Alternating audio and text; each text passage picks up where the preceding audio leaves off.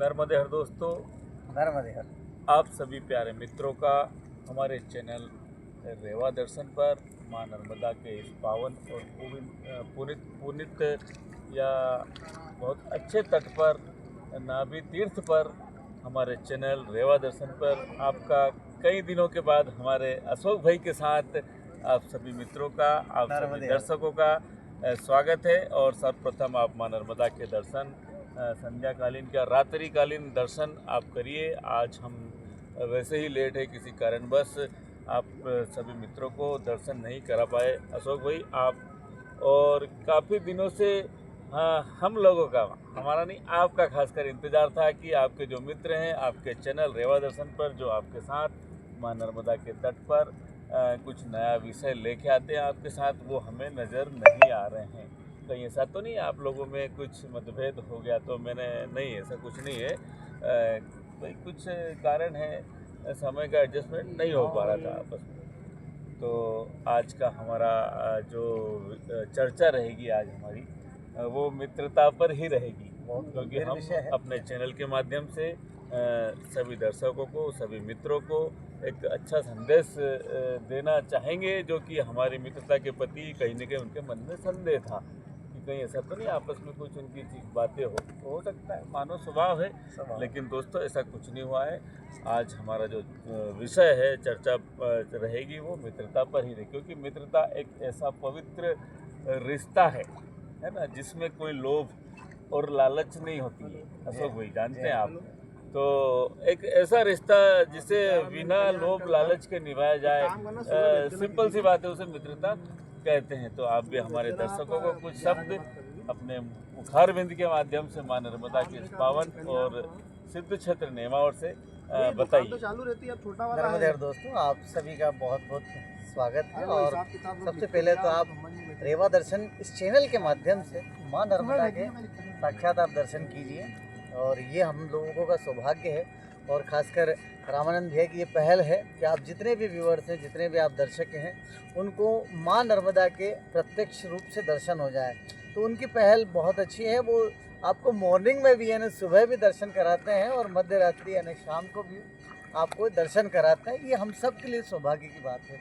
अब चूँकि बात मित्रता की है, तो मुझे एक बात बहुत अच्छे से याद आई, कहीं मैंने सुना भी और पढ़ा भी है कि जिसका जैसा चरित्र वैसा उसका मित्र। यानी आपका जैसा चरित्र होगा वैसे ही आप आपकी मित्रता को रखेंगे, और वैसे ही आपके मित्र होंगे। आपके आसपास जो आभा मंडल रहेगा, वो आप उस तरह के लोगों को ही सम्मिलित करेंगे जैसा आपका चरित्र है। तो आपने बहुत सारे लोगों को देखा भी, सुना भी कि किस तरह से उनकी मित्रताएं होती हैं। तो आप अपने मित्रों को भी ऐसा चयन करके रखिए जो कि कर्ण की तरह हो, कृष्ण की तरह हो, सुदामा की तरह। Yes yes. देखिए, हर पहलू को अलग अलग तरीके से हम समझते हैं। कर्ण की बात करें तो कर्ण ने एक ऐसे मित्र का सहयोग किया था जो अधर्मी था, लेकिन उसकी मित्रता के विवश उसने अपनी मित्रता को स्वीकार किया। और मित्रता का एक बहुत बड़ा उदाहरण देते हुए कर्ण ने ये बोला था, भीष्म से भी बोला, कृष्ण से भी बोला कि मैं मेरे मित्र का ही सहयोग करूंगा। मुझे मालूम है कि इसने गलत किया है, लेकिन मैं उसका मित्र हूं। तो ऐसा मित्र भी आपको बहुत ज़रूरी है। दूसरा मित्र आपको कृष्ण की तरह भी रखना चाहिए। यानी सुदामा कितने परेशान थे, कितनी दीनहीन स्थिति में थे, उनकी दयनीय परिस्थितियां थीं जो भगवान समझते थे। लेकिन हर एक समय रहता है, इंसान का परिवर्तन का समय रहता है, तब ईश्वर उसको अपनी योग्यता के अनुसार उसको प्रतिफल देते हैं। तो मित्रता की जहाँ तक बात की जाए, ये एक ऐसा विषय है, बड़ा गंभीर विषय है।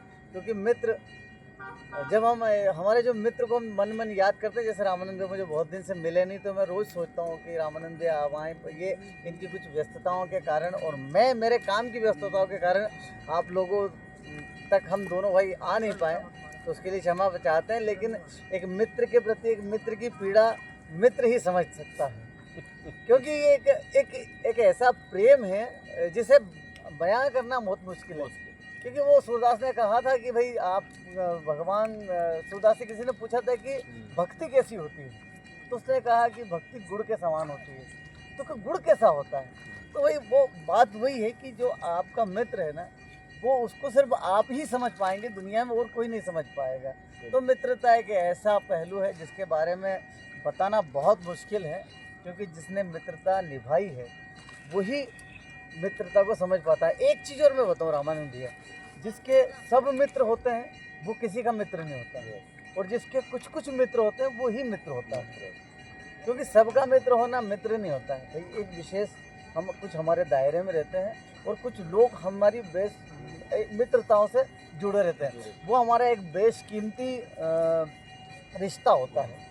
तो ऐसे ही हमारे योगेश भैया भी हमारे साथ हैं, तो इनसे भी हमारी बहुत घनिष्ठ मित्रता है। तो ऐसे जब मित्रता है, मित्रता का बखान करना हम बहुत मुश्किल है। योगेश भैया बताइए मित्रता कैसी होती है? मित्रता का तो कोई परिभाषा नहीं होती मित्रता की। वैसे तो मित्रता की परिभाषा तो स्वयं भगवान श्री कृष्ण ने दे पाए। क्या बात, अपन कैसे दे पाएंगे? चलो, लेकिन हाँ, मित्रता मतलब अगर आप आज इस कलयुग में अगर देखी जाए तो मित्रता एक बहुत अच्छा आभूषण बोल सकते हैं अपने को, कि आजकल सोने चांदी ये सारी तो कोई भी कहीं भी नहीं है, लेकिन मित्रता रील वायरल होती है ना कि अरे वो उधर भाई परेशानी, अरे तू टेंशन मत कर, मैं वहीं आ रहा हूँ।